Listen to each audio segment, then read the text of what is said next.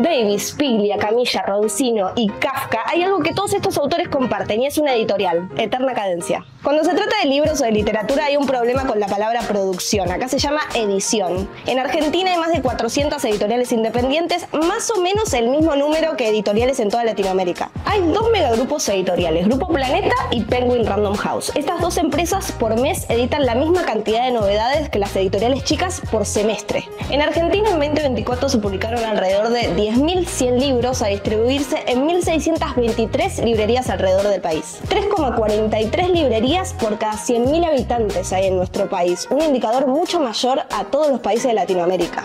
¿Cómo se fabrica un libro? ¿De qué forma llega una historia del escritorio de una persona que escribe a todas las librerías del país? ¿Cómo se arma el catálogo de una editorial? ¿Qué diferencia a una editorial independiente de un gran grupo editorial? ¿Y por qué los argentinos somos tan propensos a armar editoriales independientes? Te doy la bienvenida a La Escena, un podcast donde vamos a conversar con los productores de la cultura argentina.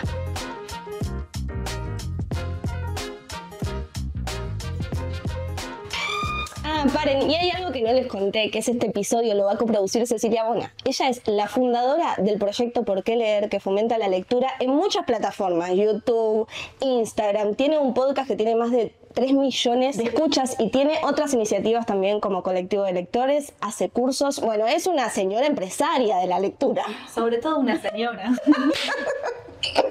Bueno, vamos a preparar los vermú que nos trajo la fuerza, unos vermú mientras coproducimos este episodio. ¿Vos pensaste algo, tenés algo sobre Leo? Sí. Sí, por supuesto. Perfecto. Vos sabés que Leonora, es licenciada en Letras por la Universidad de Buenos Aires, una persona que admiramos un montón. Sí, total. Yo también leí que ella fundó junto a Pablo Brown en 2007 Eterna Cadencia y ahora es editorial.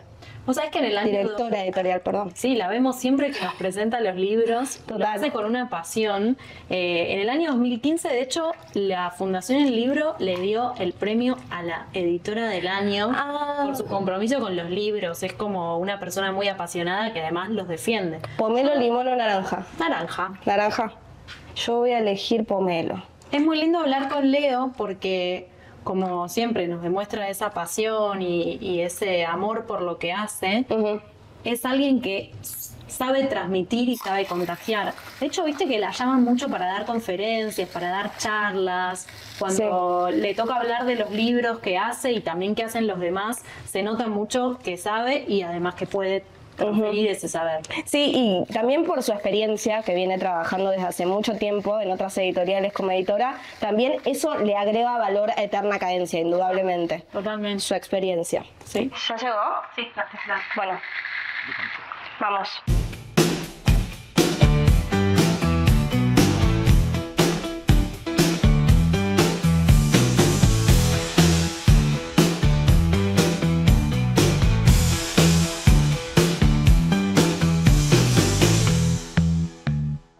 Bienvenida, Leo. Bien, gracias, muchas gracias. Bienvenida, te iba a decir. Claro, bienvenida a tu programa. Gracias por la invitación. Quiero arrancar por algo que veníamos hablando antes, que era, ¿dónde entra la palabra producción en la edición?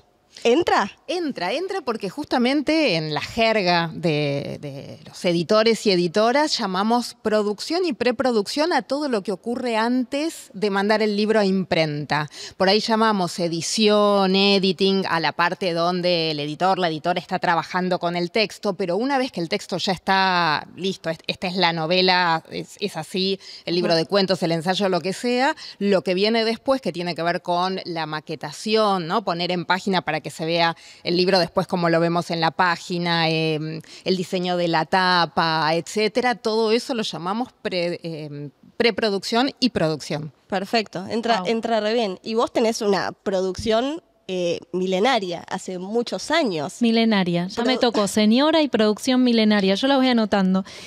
Sí, la producción realmente está dentro de lo que más me gusta hacer y pensaba mientras Leo hablaba de eso de la preproducción como una cocina, es un lugar al que pocos pueden entrar o algunos a veces pueden pispear, pero lo que terminamos haciendo es saboreando el plato, ¿no? Cuando llega el libro, si tenés un poquitito más de curiosidad, podés encontrarte datos como la letra chica, lo que pasa en las solapas, qué datitos le habrán agregado, y eso me mata porque con eso se puede trabajar un montón después para producir contenido. Totalmente. Y para producir el contenido también hay un tiempo de, bueno, visualización, primero lectura, obviamente, de los libros, en tu caso, pero digo, después también contacto con editoriales. Me imagino que en el podcast, en audiolibros, también contactas editoriales para ver qué puedes leer y todo eso es parte de la producción. Sí, después hace un ratito le hablaba con Leo que teníamos en producción justamente un episodio de un libro que editó Eterna Cadencia,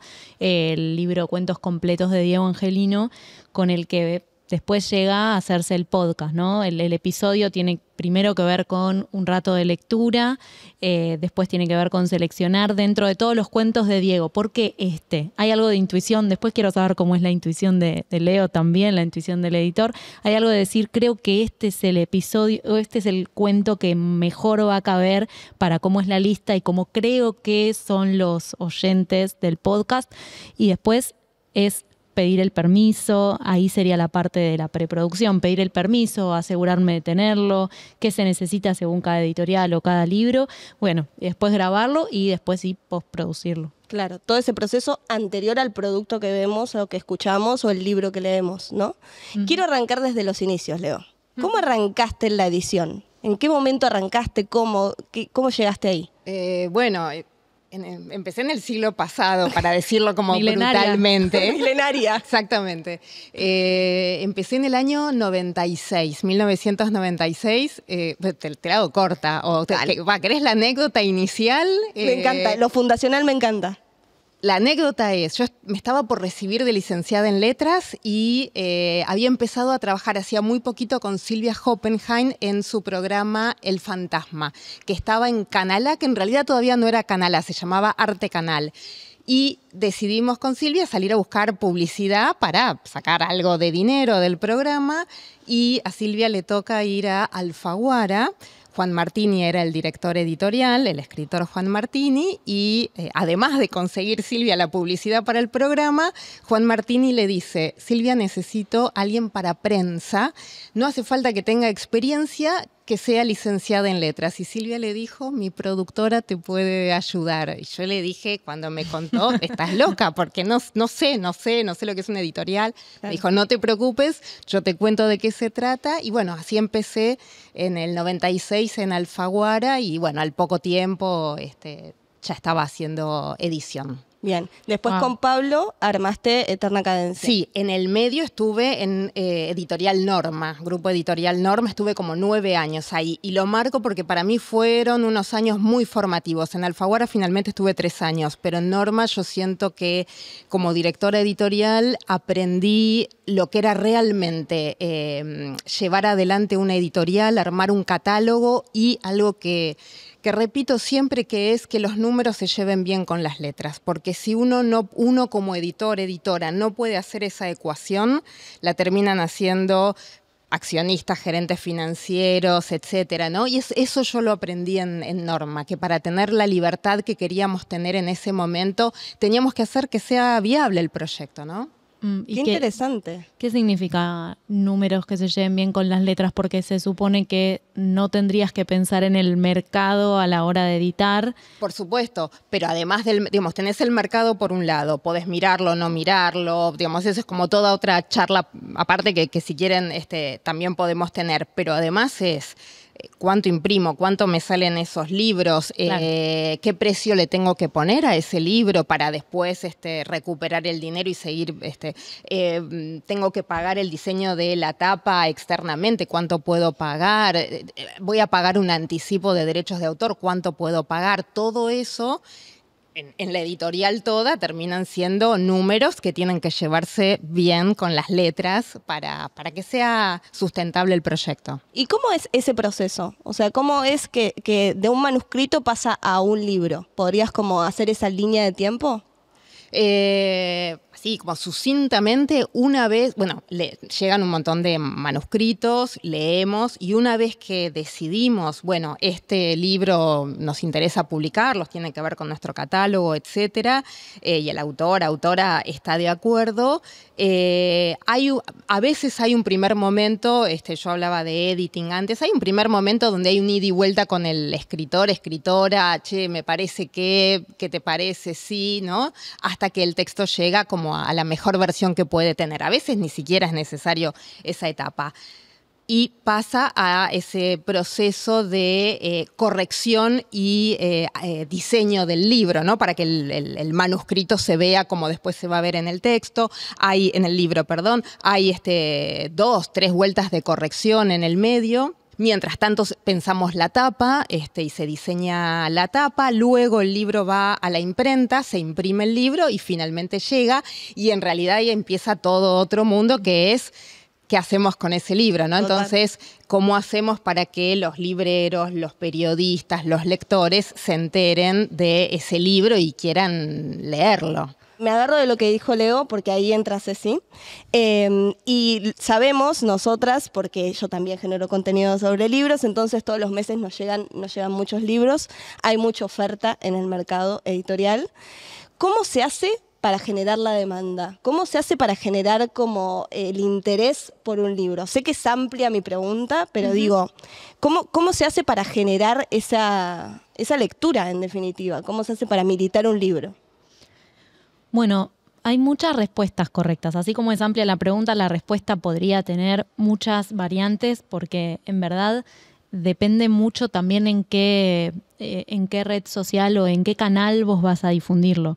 No es lo mismo si vos vas a hacer un reel que si vas a hacer un video de YouTube que tenés 15 minutos para hablar de un libro, y tampoco es lo mismo si vos tenés una columna de radio con la cual podés explayarte tranquilamente y hasta por ahí tener un ida y vuelta con un periodista o alguien de tu mesa que te pregunta algo y vos tenés que saber más en profundidad de ese libro, que si vos te guionaste y te preparaste para decir, ¿sabías que este libro me cambió la vida? ¿No? Que es algo que las redes sociales nos enseñaron un poco a nosotros. Así que las respuestas podrían ser un montón.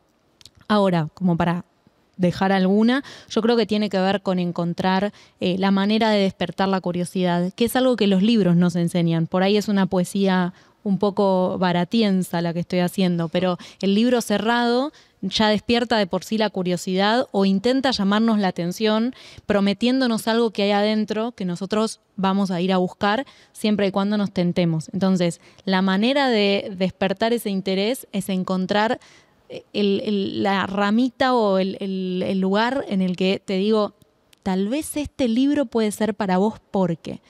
Y es muy lindo cuando tenés la posibilidad de recomendárselo a alguien personalmente y no hace falta ser periodista ni influencer para eso, sino que le recomendás a tu amigo, a tu mamá o quien sea. Es muy lindo en ese momento que le ves los ojos que brillan. A vos te debe pasar todo el tiempo. Cuando a alguien decís, ay, creo que le encontré la manera de comentarle este libro o cómo se lo voy a mostrar, y se le iluminó algo, ¿no? Se sintió reflejado en ese mensaje. Y hay cosas que le llega a los consumidores, a los lectores de un libro. Y la principal que le llega a un libro es el precio del libro, cuánto salen los libros. Entonces, desde la edición, ahí quiero volver un poco a esto de los números que mencionabas. ¿Cómo se arma el precio de un libro? ¿Por qué los libros salen lo que salen? Gracias por decir que salen lo que salen y no lo caro, que No. es una de las frases que a veces se repite sin saber cuál es esa estructura que hay por detrás. En realidad hay muy poco misterio en esto. En general, digámoslo de esta manera, el 60% del precio del libro se lo queda la cadena librera o llámese las librerías y el distribuidor si vos tenés un distribuidor. El 60% se lo queda distribución y librería. Del 40% que queda, hay un 10% del precio de tapa, más o menos, ¿no? Depende de los casos, que son las regalías del autor. Con lo cual a la editorial le queda solamente el 30% del precio de tapa, de vuelta más o menos, con el que tiene que pagar el precio, el costo industrial del libro, digamos, y todas las personas involucradas para que ese libro se haya transformado en el objeto libro, tiene que pagar la estructura, ¿no? Una oficina, sueldos, etcétera, y eventualmente una módica ganancia si es que ocurre. Claro. Y eso lo hilo con otra pregunta que a mí se me arma en la cabeza siempre cuando me pregunto de qué vive la gente, ¿no? ¿Se puede vivir de la edición en Argentina? Se puede vivir de la edición, por supuesto, con muchas dificultades. En general diría como en cualquier rama más o menos artística o cultural, ¿no es cierto? Es una realidad que en nuestro país, hace muchísimo tiempo, estaba pensando desde cuándo decir, hace mucho tiempo y más en este momento, todas las industrias creativas, las industrias culturales, artísticas, no reciben nada de atención desde el Estado, son industrias muy frágiles, ¿no? Un poco viendo esa descomposición del precio de tapa del libro, te das cuenta que no se trata de una industria con grandes ganancias, más bien todo lo contrario, ¿no? En general terminan siendo los propios editores, dueños, etcétera, que terminan poniendo dinero. Se trata de ganar dinero para seguir imprimiendo libros. Básicamente esa es la ecuación. Entonces es muy difícil que estos proyectos sean sustentables en el tiempo si además no hay un Estado presente con políticas de fomento más o menos claras y a mediano, largo plazo, ¿no? Entonces es bien difícil el desafío. Sin embargo, algo que me parece fascinante es que hay mucha cantidad de editoriales independientes en el país. Si lo comparás con países de Latinoamérica también incluso, ¿no? Entonces, ¿qué pensás? Una pregunta muy amplia, pero vamos a ver si le encontramos la respuesta. ¿Qué pensás que pasa en Argentina con la edición independiente? ¿Por qué hay tantas editoriales independientes? Bueno, hay más que en otros países de la región, tal vez por una cuestión de proporcionalidad por nuestros habitantes. Diría que hay una explosión en toda América Latina y también en el mundo de editoriales independientes, afortunadamente. Editoriales que podríamos llamar también pequeñas y medianas, en algunos casos autogestivas, en otros casos artesanales. Hay muchas maneras de nombrar este fenómeno absolutamente vibrante, ¿no? Absolutamente vital, y creo que tiene que ver con la capacidad de resistencia, por un lado, si lo pienso en términos de nuestro país, después de la brutal concentración editorial, por hablar solo de la industria editorial que vivió en nuestro país en la década del 90, donde quedaron muy pocas editoriales, digamos que se fueron comiendo unas a otras, y después de la crisis del 2001 empiezan a aparecer estos proyectos autogestivos, porque efectivamente hay mucho para publicar, hay mucho para decir, hay mucho material que tiene que ser leído, y empiezan a aparecer estos maravillosos proyectos, de diferentes formas, ¿no? Cooperativas, autogestivos. Entonces, me parece que desde la cultura, afortunadamente, siempre hay ahí como una resiliencia y una convicción muy fuerte de que es necesaria para la sociedad, para una sociedad amplia, democrática, imaginativa, creativa, los libros en cualquiera de sus maneras y géneros. Mientras hablabas, pensaba en esta idea de como me voy a poner la bandera argentina, embanderadísima, lo pregunto. Estamos adelante de María Elena Walsh. Por eso, y al lado de Charlie, embanderadísima. Digo, ¿la universidad pública tiene que ver con eso también? ¿O pensás que puede llegar a estar influyendo? Porque la carrera de edición o la carrera de letras que saca egresados todos los años, no solamente acá en Buenos Aires, hay universidades distribuidas en todo el país, y muchas veces vemos justo las explosiones del mundo editorial en esas ciudades, en Rosario, en Córdoba. Tiene que ver con la concentración que tienen siempre los centros urbanos, pero además hay justo, casualmente, en Mendoza, donde hay nodos universitarios o terciarios fuertes, aparecen editoriales. Tal cual. Se me ocurren dos fenómenos. Uno es tal cual el que decís, Ceci, la cantidad de, no solo carreras, sino después diplomaturas, maestrías, claro, ¿no? Talleres inclusive, o sea, en el formato que quieras, con la duración que quieras, gratuitos, no gratuitos, que creo que posibilitaron que haya tantos editores, editoras, diseñadores, o sea, digamos, en todas las ramas relacionadas con la edición. Y diría también que desde hace ya 2 décadas, por lo menos, más, tal vez un poco más, digamos que la barrera de ingreso para armar una editorial económicamente es muy baja, porque realmente cualquier persona que sepa un poquito, digamos, no sería mi caso, pero una persona joven que tenga conocimientos de diseño y una notebook puede armar un libro. Si además está pensando en hacer ebooks y no libros impresos, ¿no? Que con el dinero que implican las imprentas, digamos, realmente con muy poco dinero se puede hacer una editorial maravillosa. Entonces me parece que eso también fomentó esta explosión de editoriales. Sí, también vi algunos gráficos sobre esto de la poca información que hay, porque también vamos a decirlo, hay muy poca información con respecto a edición de libros y también con respecto a editoriales independientes en el país y en Latinoamérica, pero hay como unos pequeños picos en épocas de crisis de armado de editoriales independientes, ¿no? Como por ejemplo marcabas el 2001, ¿no? Un momento de crisis total en Argentina. Sin embargo, explotó como la aparición de editoriales. Eso me llama la atención, ¿no? Bueno, cuanto menos ingreso económico hay o sí, circulación económica en el país, más búsqueda en la cultura, ¿no? Como lugar de resistencia, de alguna manera. Sí, me estás haciendo acordar que creo que fue en el 2001 también. Yo doy clases en la carrera de letras en la UBA y en los momentos de crisis teníamos picos de inscriptos. Creo que igual mi recuerdo es más de los 90 y 2001 y un poco el chiste que hacíamos era, bueno, como igual si en las carreras tradicionales, estoy hablando de los 90, por ejemplo, medicina, abogacía, si igual no tenían el futuro asegurado esos chicos, esas chicas, mejor que estudien algo que realmente les interese y les apasione, ¿no? Entonces tal vez hay algo de eso también, ¿no? Perdido por perdido, hagamos lo que realmente nos gusta, es ahora, efectivamente. Pero también esto que decíamos antes, ¿no? De la cultura como herramienta, ¿no? Como herramienta de transformación social, como modo de intervención en la situación en la que uno está. Y acá me voy a poner un poco en abogada del diablo. A ver, voy a hacer una pregunta medio conflictiva. A ver. Pero también para reforzar la identidad independiente, ¿no? ¿Qué diferencia hay entre una editorial, un gran grupo editorial y una editorial independiente? ¿Solo la tirada? Y ni siquiera, ¿eh? Y ni siquiera, creo que ni siquiera.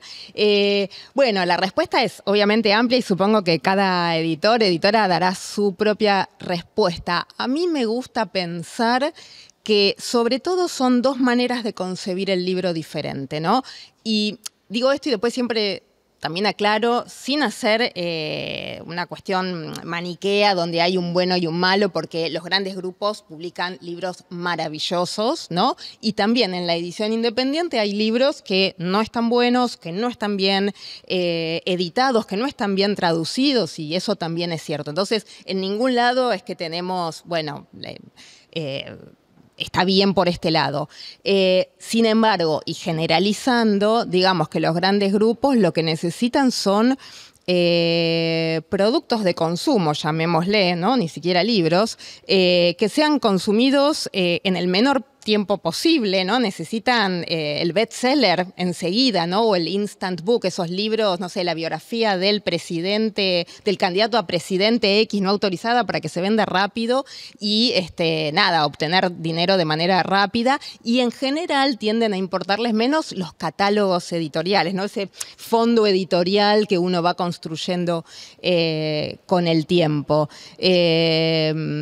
me parece que las editoriales independientes, de vuelta, solamente generalizando, son sellos que están pensando más en el catálogo que en la novedad inminente, más en una apuesta a largo plazo que en ese libro que tiene que venderse ya. De hecho, la mayoría de nuestros libros terminan vendiendo a la larga o inclusive venden más muchos años después porque, no sé, algo pasó que en el momento. Entonces diría eso, como concepciones diferentes. ¿Vos crees, Leo, que el lector, el que va a comprar una librería, que tal vez esta distinción no la tiene clara? Yo por lo menos la aprendí trabajando muy adentro de la industria del libro, no tanto antes.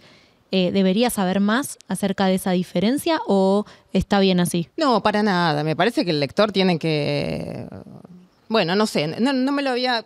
Me salió decirte que no es necesario y que el lector en realidad está para disfrutar de la mejor manera posible de un libro. En todo caso, sí es interesante que haya lectores críticos que, por ejemplo, si un libro está mal traducido, si el libro tiene la letra muy chiquitita y no se puede leer, que pueda decir, che, ¿qué pasa? ¿Por qué tengo que leer un libro que no se puede leer, que las páginas se me salen, ¿no? Porque el libro se me desarma? Lectores críticos, en todo caso, sí. Y lectores críticos, un poco volviendo a la pregunta de antes, lectores críticos que sepan cómo es el ecosistema, la industria editorial, de la misma manera que me encantaría que sepan sobre la industria, digamos, del cine, del teatro, etcétera, para que entiendan cómo se compone, ¿no? Estoy pensando en el año pasado cuando parecía que había chances de que se elimine, se derogue la ley del libro, para decirlo rápidamente, ¿no? La ley que permite que el libro tenga un único PVP en todo el territorio. Y claro, y los lectores no sabían, no tenían por qué saber de la existencia de esa ley, de las bondades. Entonces, fue interesante pensar entre varios colegas qué importante que los lectores sepan que existe esta ley y todas las bondades que tiene, ¿no? Bueno, y con lectores críticos, ahí quiero hablar con Ceci sobre, hay en Por qué leer una parte del proyecto que es de formación. Hay clubes de lectura, hay cursos. En esos cursos, en esos clubes de lectura, imagino que intentás formar a un lector crítico. ¿Llegás a ese cometido? ¿No llegás a ese cometido? ¿Cómo es esa transformación? ¿Ves la transformación en los lectores a medida que avanzan los clubes de lectura, en las formaciones que haces? Es re lindo ese proceso, pero no porque lo vea yo o lo proponga, sino porque sucede. Cuando alguien se acerca a un libro, después ese libro lo va a llevar a otro libro. Es un poco la construcción del camino lector de Laura de Betach, que es como una de nuestras guías para hacer promoción de lectura y mediación de lectura, igual que María Teresa Andrueto, que está en mi corazón cada vez que, bueno, y hablando de mediadoras, ¿no? María Elena. La verdad es que en los clubes lo que se ve y en los talleres también es mucho deseo, pero también hay veces que hay como una especie de miedo de si seré yo ¿seré yo como lector la persona que tiene que leer esto? ¿O este libro en verdad no es para mí?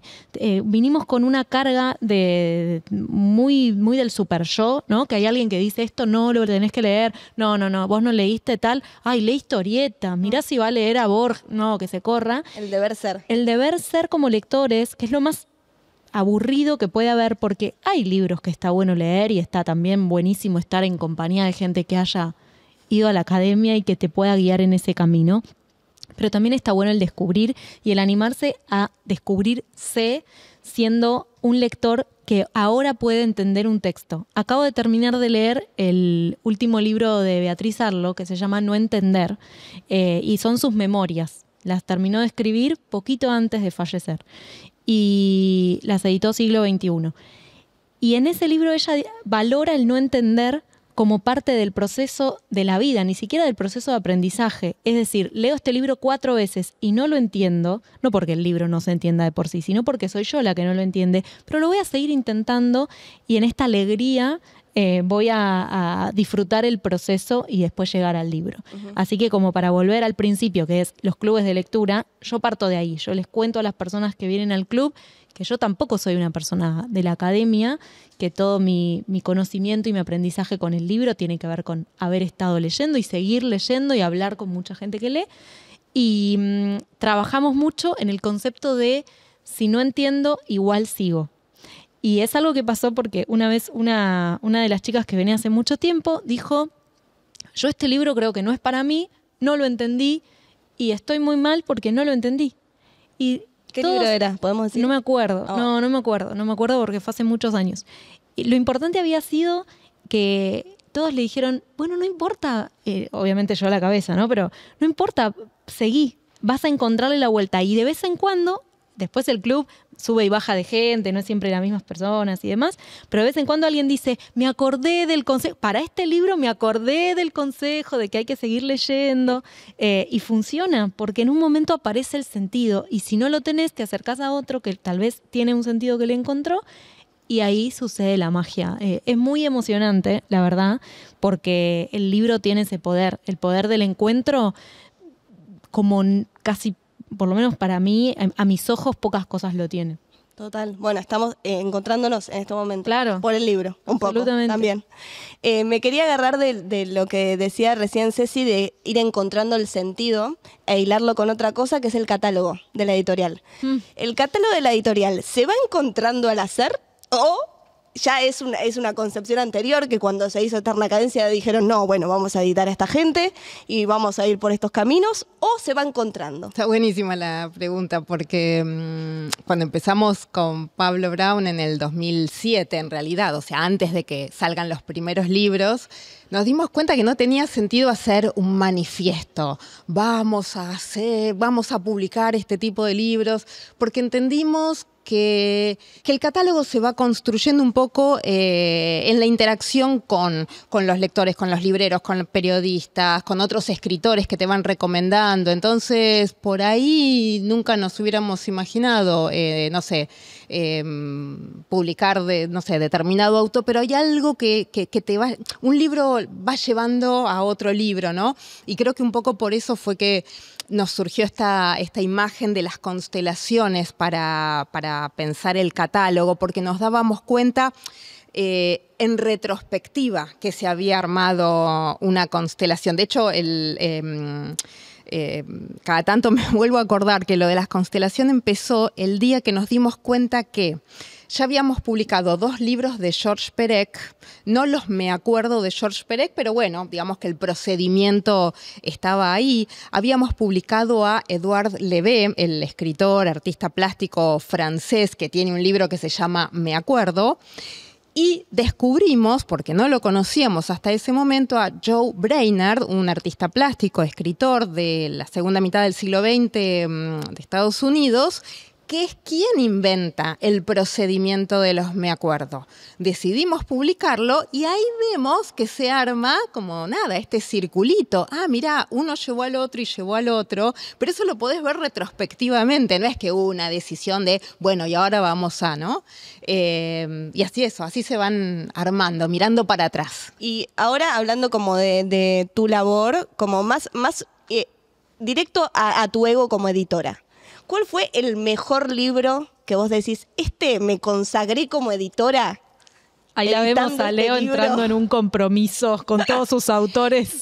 No, obviamente no responderé esta pregunta, pero porque, es que igual voy a salir por la tangente de manera elegante. No, primero que realmente, y sobre todo en una editorial como Eterna Cadencia, digo, las editoriales anteriores en las que he trabajado, que finalmente eran grupos editoriales, digamos, trabajé con mucha libertad, pero bueno, también uno, tiene que publicar ciertas cosas o necesitas el libro un poco más comercial, etcétera.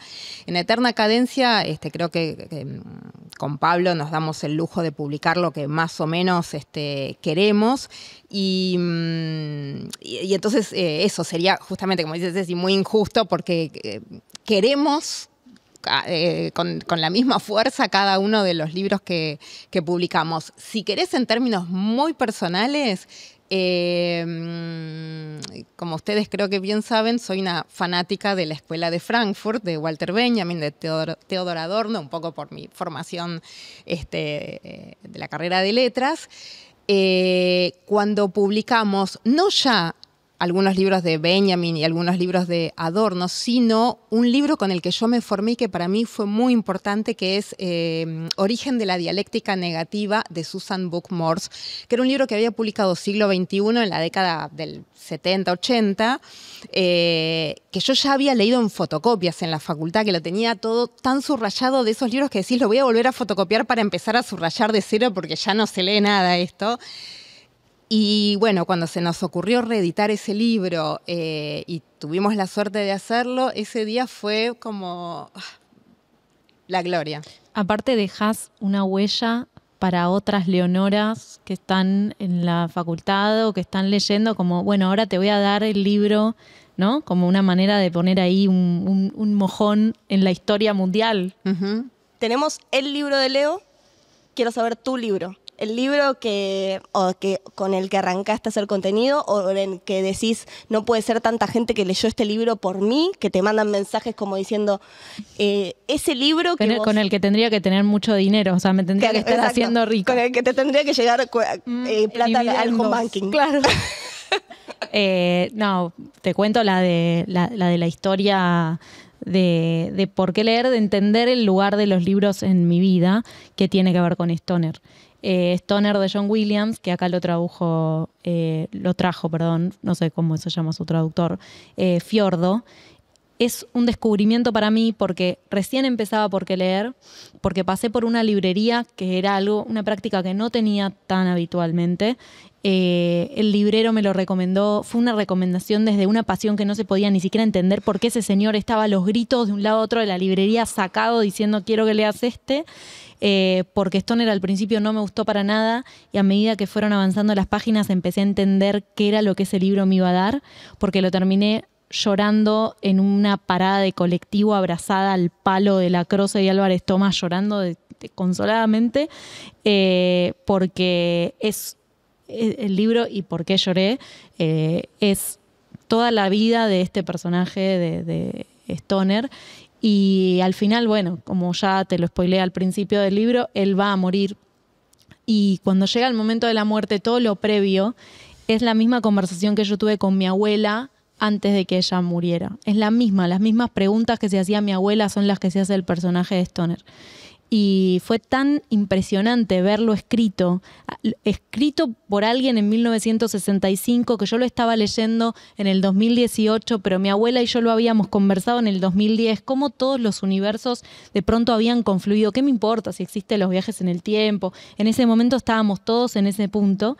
Y entonces me hice un tatuaje, que es la ventana de la casa de mi abuela, donde mi abuela y yo charlamos, y también es el tatuaje que representa la ventana donde Stoner mira al sol y se hace esas preguntas que se hizo también mi abuela. Y la constelación representa un poco eso. Y cada vez que voy a una escuela y me toca conversar con chicos sobre la lectura, termino la charla contando esta anécdota para justamente esto, demostrar que el libro te atraviesa de una manera y después los chicos me dicen, señor, ¿nos podés decir cuál es el libro que quiero leerlo yo también? Y no te va a pasar lo mismo, porque el libro trabaja con tu historia personal. Entonces, bueno, a mí me pasó esto, a vos por ahí te pasa otra cosa o te pasa algo parecido con otro libro, ¿no? Total. Les tengo que recomendar una película, se llama Queer de Luca Guadagnino. ¿La vieron? No. Justo, la acabo de ver, basada en una novela de William Burroughs. Exactamente, sí. La disfruté muchísimo. Visualmente hay algo que me sedujo mucho y la actuación de Daniel Craig es... o sea, yo no me lo esperaba, tampoco lo había visto tanto, más allá de las películas que hemos visto todos, más famosas, y me fascinó su actuación. Sí. El James Bond rubio. Así es. Bueno, y el director tiene otras películas como Call Me by Your Name. ¿Vos la viste? Sí, sí. Bien, y Challengers, que es otro peliculón también. Y bueno, trata de, ya la viste, pero William Lee es el protagonista y él se exilia a México en la década de los 50 y conoce a una pareja, un flirteo que se van, bueno, teniendo esa relación. Es muy linda de ver porque la fotografía es preciosísima. Me encanta. La música también. La música también. Y está basada en la novela Queer de William Burroughs. Exactamente, sí, adaptaciones de películas y libros es otro tema aparte, ¿no? Como enorme, pero está muy bien lograda. Y bueno, tenemos para ustedes, si quieren, pueden suscribirse acá abajo, está el link de Movie para la escena. Les dan 30 días gratis para suscribirse. Y también tengo un regalo para ustedes. A ver, para Ceci, en este caso. Ha sido beneficiada. Ay, sí. Movie para tu mano derecha, que es regalarle Movie por 1 año a la mano derecha de tu equipo. ¿Quién es en este caso? Mi hermano y socio, Juan. Así que le encanta el cine de autor, así que le va a encantar. Perfecto. Gracias, muchas Bueno, gracias. Qué alegría. Sí, después pásame el nombre y todos los datos. Te voy a pedir, por Perfecto. favor, que me lo mandes una planillita y yo lo ingreso. Juan a es el Movie. rey de las planillas, así que ¡ting! Perfecto, listo. Bueno, tengo una mala noticia, una pésima noticia, que es que este episodio un poco tiene que terminar. Pero tengo la última pregunta para hacerles. Y es una pregunta que hacemos desde la escena. En la escena creemos que para que exista la escena, justamente la escena de la cultura en Argentina, hay pequeñas batallas creativas que nos tenemos que dar, ¿no? ¿Cuál sería, de una manera muy amplia, lo primero que se les venga a la mente, cuál sería esa batalla creativa que se da desde la edición y cuál sería esa batalla creativa que se da desde la difusión de libros? ¡Qué pregunta!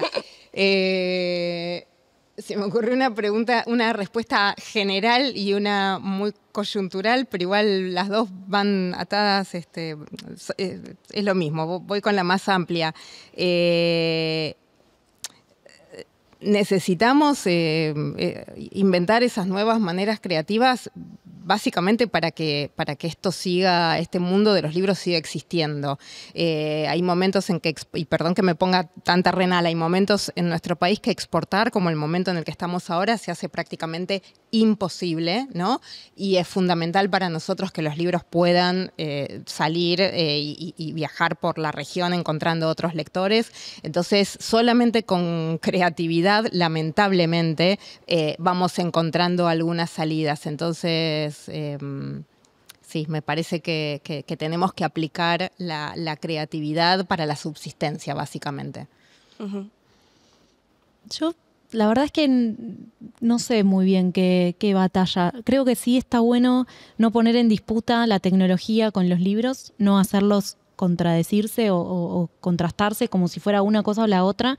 Me parece clave a la hora también de transmitir en la escuela o en una biblioteca que el libro no tiene por qué ser ni mejor ni peor que el celular y que en el fondo lo que pasa con la comunicación a través de redes sociales o en una pantalla es que ya nos atravesó a todos y qué mejor que ahí sí hacer una batalla, una disputa del espacio. Si el espacio ya está y ya está habitado, ¿por qué no llenarlo también con un mensaje que creemos posible, que es que leer es espectacular, que leer nos hace mejores, que leer nos hace bien, no sé si nos hace mejores, nos hace bien y que está bueno que alguien se entere porque ya está ahí mirando reels infinitos, se entere que hay un libro que por ahí le puede cambiar la vida.